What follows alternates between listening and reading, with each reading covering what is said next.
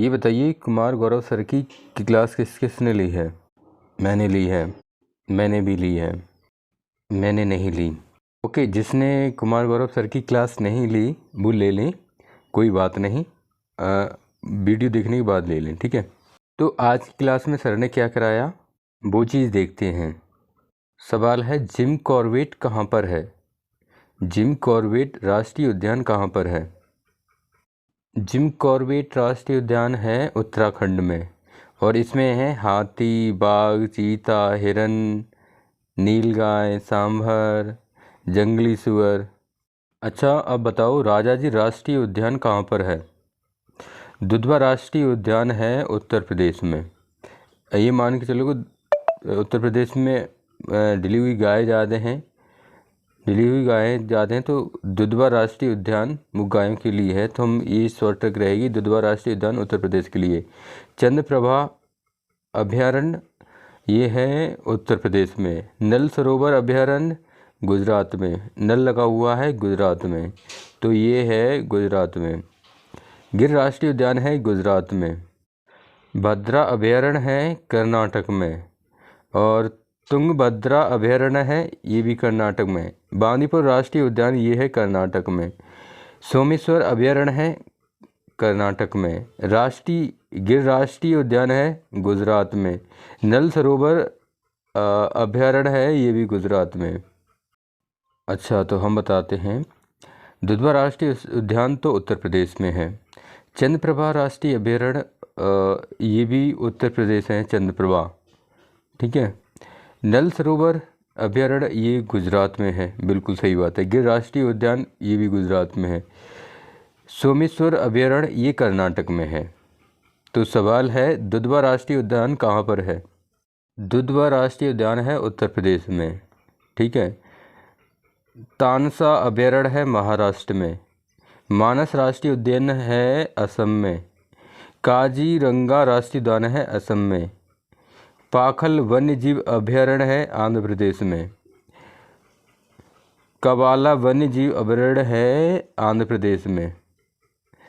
और भद्रा अभयारण्य है कर्नाटक में। तुंगभद्रा अभयारण्य है कर्नाटक में। बांदीपुर राष्ट्रीय उद्यान है कर्नाटक में। तो सवाल है, तानसा अभयारण्य कहाँ पर है?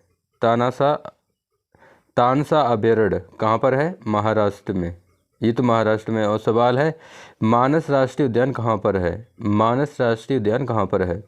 मानस राष्ट्रीय उद्यान है असम में। और तानसा अभयारण्य है महाराष्ट्र में। मानस राष्ट्रीय उद्यान है असम में। और बांदीपुर राष्ट्रीय उद्यान है कर्नाटक में। तुंगभद्रा अभयारण्य है कर्नाटक में। भद्रा अभयारण्य है कर्नाटक में। काबला वन्य जीव अभयारण्य है आंध्र प्रदेश में। और काजीरंगा राष्ट्रीय उद्यान है असम में।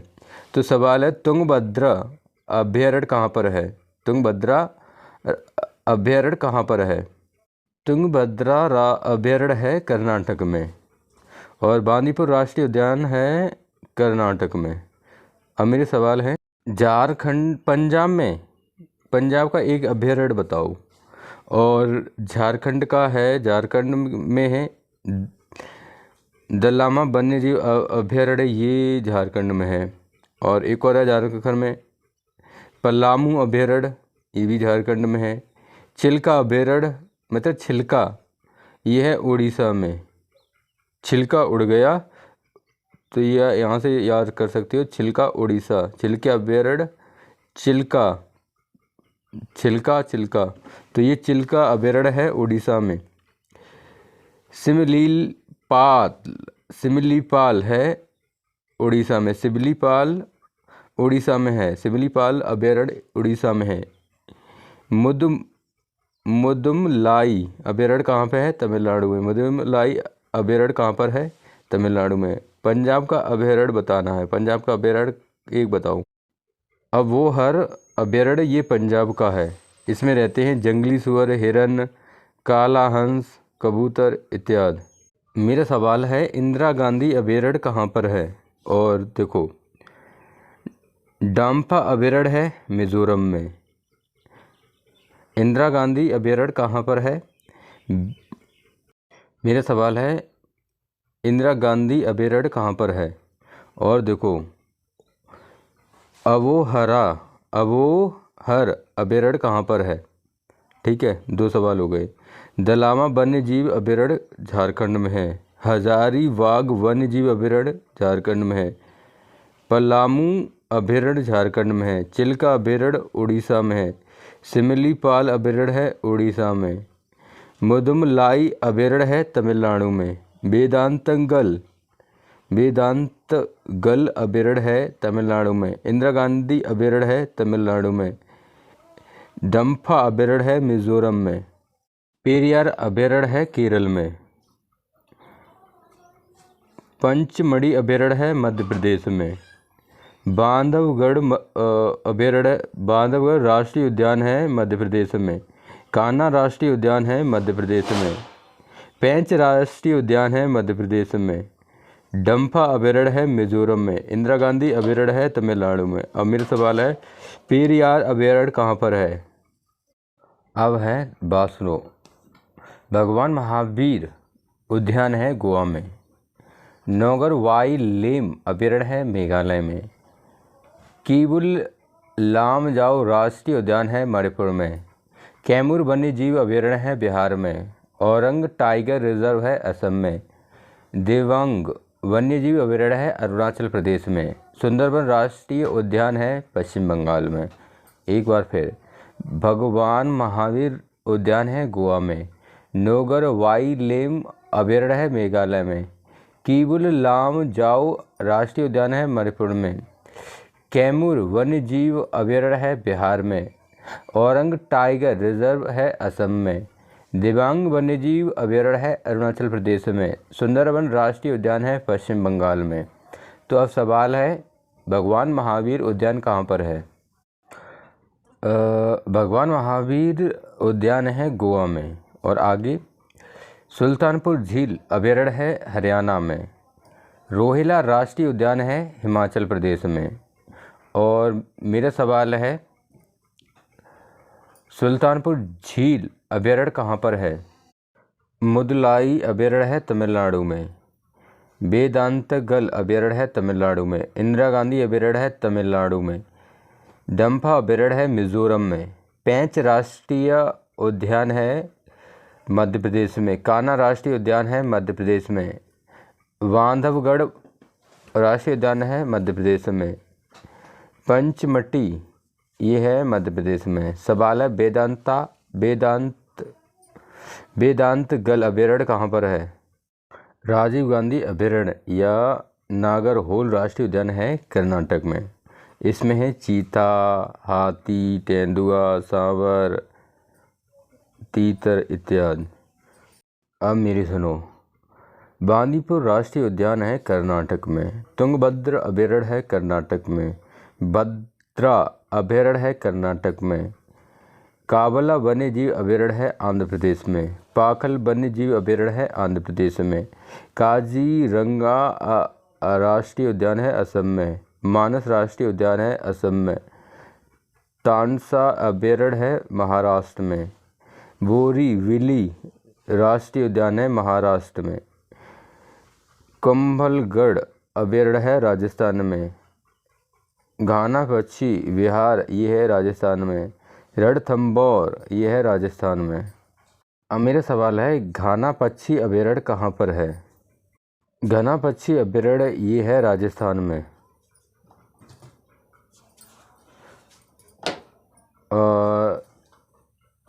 राजाजी राष्ट्रीय उद्यान है उत्तराखंड में। दुधवा राष्ट्रीय उद्यान है उत्तर प्रदेश में।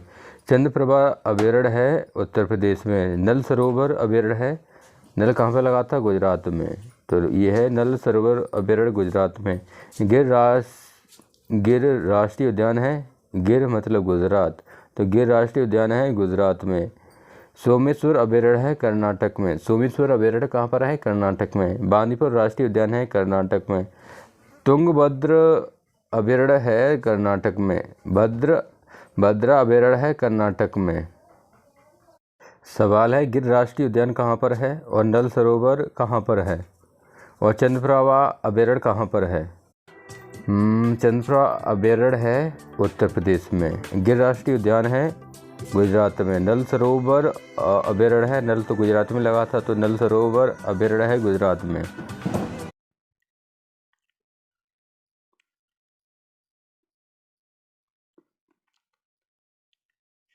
दोस्तों आज है 5 अप्रैल 2024। आज की करंट अफेयर देखेंगे। गौरव सर की क्लास ली है तुमने? हाँ मैंने ली है। क्लास लेना जरूरी है, पढ़ना जरूरी है। अच्छा ये बताओ, नाटो कितने वर्षों का है? नाटो हो गया है 75 वर्षों का। नाटो की फुल फॉर्म क्या है? North Atlantic Treaty Organization. क्या है? NATO North Atlantic Treaty Organization. NATO का बर्थडे कब आता है? नाटो का बर्थडे 4 अप्रैल को आता है। नाटो की स्थापना हुई थी 4 अप्रैल।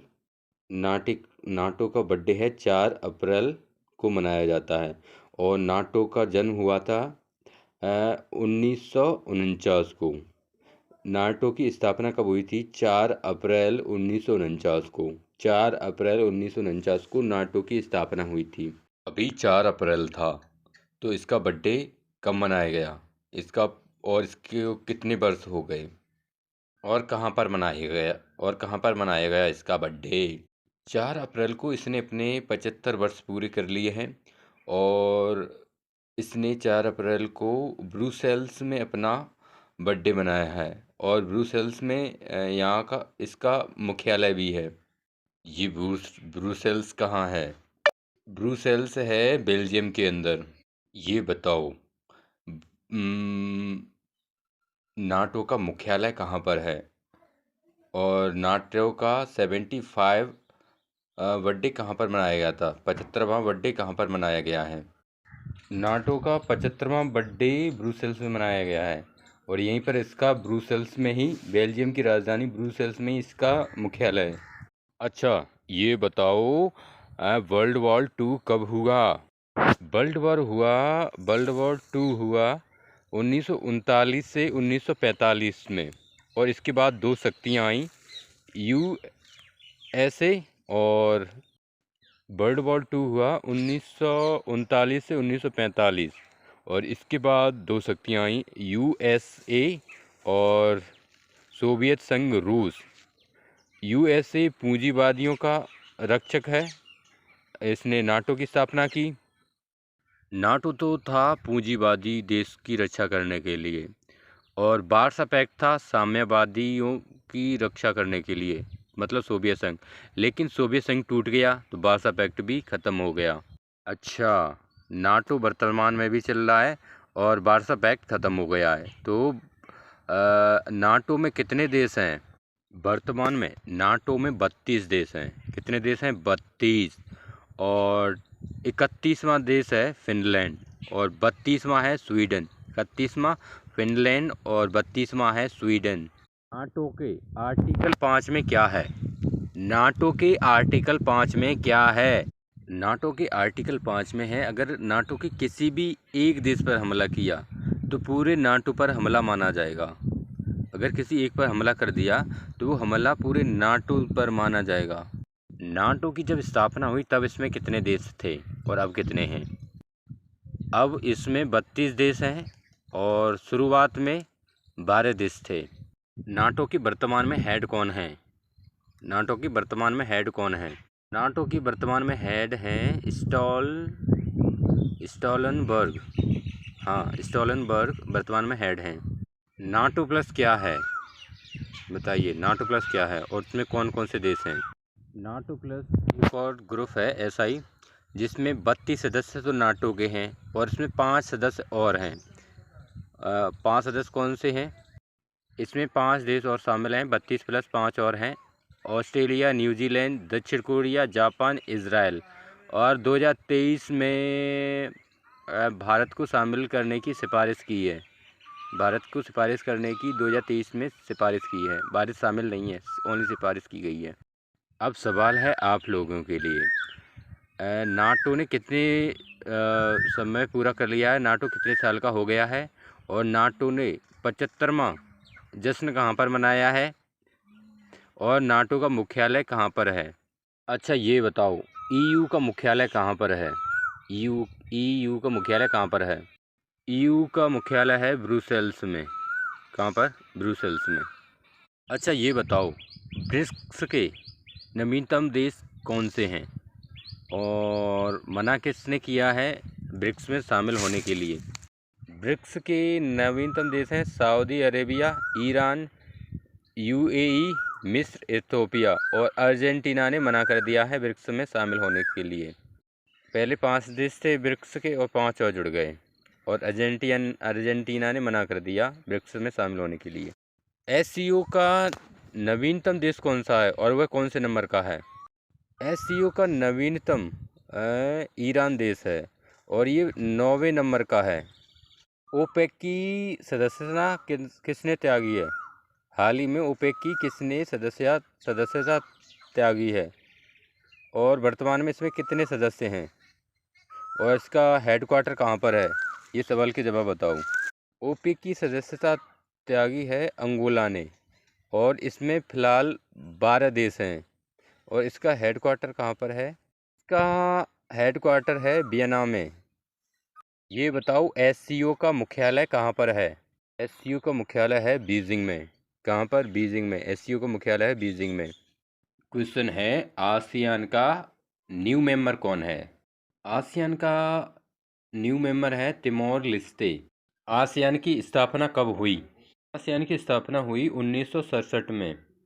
इसकी हेडक्वार्टर कहाँ पे है। इंडोनेशिया की राजधानी जकार्ता। आसियान का नवीनतम देश है तिमोर लेस्ते। आसियान की स्थापना हुई थी 1967 में। इसका हेडक्वार्टर है इंडोनेशिया की राजधानी जकार्ता में। इसमें 11 सदस्य हैं। आसियान में 11 सदस्य हैं। जीवन प्रत्याशा क्या है। लाइफ एक्सपेक्टेशन क्या है। जीवन प्रत्याशा लाइफ एक्सपेक्टेशन वो होती है जैसे आज बच्चा जन्मा है तो उसकी उम्र कितनी होगी। मतलब आज बच्चा जन्मा है तो उसका ये पता लगा ली कि उसकी उम्र 50 साल होगी या 60 साल होगी। तो ये विश्व की कितनी बढ़ी है, कितने परसेंट बढ़ी है, तो 6.2 वर्ष बढ़ी है।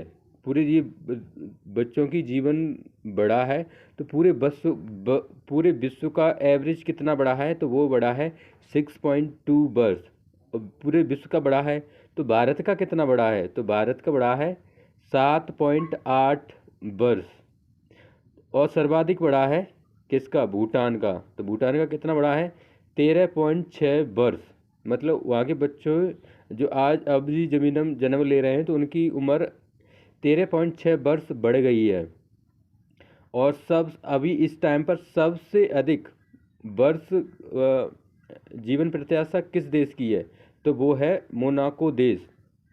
उसकी है 87 वर्ष। जैसे आज बच्चा जन्म ले रहा है तो उसकी 87 वर्ष तक वो जिएगा। ठीक है, मोनाको देश में। ठीक है, और ये किस समय की बात हो रही है, तो 1990 से 2021-20 के बीच की। ये किस रिपोर्ट के से पता चलता है हमें, तो ये पता चलता है लेंसेट की रिपोर्ट के अनुसार। ठीक है, कौन सी रिपोर्ट है, लेंसेट की रिपोर्ट के अनुसार हमें ये पता चलता है। ये जीवन प्रत्याशा क्यों बढ़ रहा है, जीवन प्रत्याशा क्यों बढ़ रहा है बताओ। इसके भी कुछ कारण हैं कि मेडिकल फैसिलिटी, महामारी कम आ रही हैं और लाइफ स्टाइल में सुधार हुआ है। अब कुछ लोग कहेंगे कि लाइफ स्टाइल बिगड़ी है, तो कुछ क्षेत्रों में बिगड़ी है और कुछ क्षेत्रों में सुधरी है। तो जो सुधरी है उसका प्रभाव ज़्यादा है। तो मेडिकल की फैसिलिटी है, महामारी है और लाइफस्टाइल का ऐसा है जिससे मनुष्य अधिक जी रहा है। तो ये बताओ मनुष्य का जीवन जाकर आगे और बढ़ेगा या नहीं। हाँ, मनुष्य का जीवन आगे जाकर और बढ़ेगा, इसमें कोई दो राय नहीं है। अच्छा ये बताओ हम जो खाना खाते हैं उसको कितना परसेंट बर्बाद कर देते हैं। हम जो खाना खाते हैं उसका कितना परसेंट भाग बर्बाद कर देते हैं, छोड़ देते हैं, खाते नहीं हैं, फेंक देते हैं। हम जो खाना खाते हैं उसका 19% हम बर्बाद कर देते हैं। ये बताया है हमें यूएनईपी ने। किसने, यूएनईपी ने। और इसे कौन जारी करता है, इसे जारी करता है यूएनडीपी। और मानव विकास सूचकांक के 3 आधार हैं, तो वो हैं जीवन प्रत्याशा, अभी पहले इस पर बात की थी। और मानव विकास सूचकांक के 3 आधार हैं, एक जीवन प्रत्याशा जिस पर हम बात कर चुके हैं, एक है पर कैपिटा इनकम और तीसरा है साक्षरता। पहला है जीवन प्रत्याशा, दूसरा पर कैपिटा इनकम, तीसरा साक्षरता। मानव विकास सूचकांक के 3 आधार हैं, एक जीवन प्रत्याशा जिस पर हम बात कर चुके हैं, एक है पर कैपिटा इनकम और तीसरा है साक्षरता। पहला है जीवन प्रत्याशा, दूसरा पर कैपिटा इनकम, तीसरा साक्षरता। अच्छा बताओ, मानव विकास सूचकांक में भारत की कौन सी रैंक है? मानव विकास सूचकांक में भारत की रैंक है 134, 143 नहीं, 134। अच्छा बताओ, ग्लोबल इकोनॉमिक्स आउटलुक रिपोर्ट कौन जारी करता है? Global economics outlook report IMF जारी करता है। 2011 की जनसंख्या के अनुसार भारत में न्यूनतम जनसंख्या वाला राज्य कौन सा है? सिक्किम। और सबसे अधिक वाला यूपी। और क्षेत्रफल की दृष्टि से सबसे कम है गोवा, सबसे बड़ा है राजस्थान। अच्छा आप बताओ, जनसंख्या घनत्व कहाँ पर अधिक है और जनसंख्या घनत्व कहाँ पर सबसे कम है 2011 की जनगणना के अनुसार? अगला सवाल है, साक्षरता कहाँ पर अधिक है और कहाँ पर सबसे कम है? लिंगानुपात कहाँ पर सबसे अधिक है, कहाँ पर सबसे कम है लिंगानुपात? जनसंख्या घनत्व सबसे अधिक है बिहार में। बिहार राज्य में सबसे अधिक जनसंख्या घनत्व है। और बिना राज्य की बात करो तो दिल्ली। और कम से कम अगला उत्तर हम दे रहे हैं, अरुणाचल प्रदेश में जनसंख्या घनत्व सबसे कम है, 17 लोग 1 किलोमीटर के दायरे में। साक्षरता केरल के अंदर सर्वाधिक है और बिहार के अंदर सबसे कम है।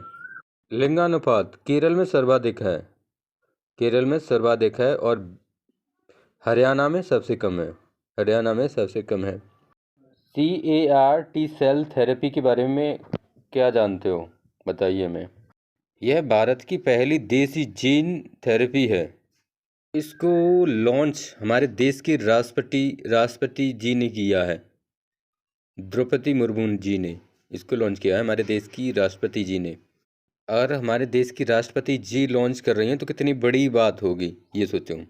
तो ये एग्ज़ाम के लिए बहुत ही इम्पोर्टेंट रहने वाली है। इसे IIT बॉम्बे को समर्पित कर दिया गया है। किसे समर्पित कर दिया गया है? IIT बॉम्बे को समर्पित कर दिया गया है। इसके द्वारा कैंसर का इलाज होगा। किसका इलाज होगा? कैंसर का इलाज इसके द्वारा होगा।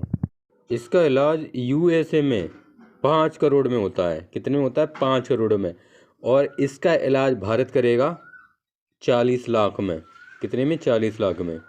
इसको विकसित करने वाला कौन है? इसको विकसित करने वाला है IIT बॉम्बे। और टाटा मेमोरियल ने भी इसकी सहायता की है। इसमें सहायता की है। CAR-T सेल थेरेपी, इसमें फुल फॉर्म क्या है CAR की? CAR की फुल फॉर्म है काइमेरिक एंटीजन रिसेप्टर। क्या है? Chimeric antigen receptor. इसमें T का मतलब क्या है? इसमें T का मतलब है T लिम्फोसाइड। T लिम्फोसाइड मतलब ये ब्रह्मास्त्र है। आपने महाभारत रामायण में देखा होगा, अंतिम रूप में सारी तीर तलवार चलाने के बाद अंतिम रूप से ब्रह्मास्त्र चलाया जाता था। तो ब्रह्मास्त्र से होना ही होना था। तो ये T सेल लिम्फोसाइड वो है, रोगों से लड़ने के लिए ब्रह्मास्त्र है। अगर ब्रह्मास्त्र भी फेल हो गया तो फिर कुछ बचा ही नहीं रोगों से लड़ने के लिए। T सेल रोगों से लड़ता है। तो इस थेरेपी में क्या किया, T सेल की मात्रा बढ़ा दी गई है। तो T सेल की मात्रा बढ़ा दी गई है, तो T सेल अब कैंसर से लड़ेंगे और T सेल कैंसर को ख़त्म भी कर देंगे। टी लिम्फोसाइट मतलब एक तरह की WBC होती है। अच्छा, अब ये बताओ कैंसर के अध्ययन को क्या कहते हैं? कैंसर के अध्ययन को ऑन्कोलॉजी कहते हैं। क्या कहते हैं? ऑन्कोलॉजी। जो शरीर पर जो तिल होते हैं वो क्या होते हैं?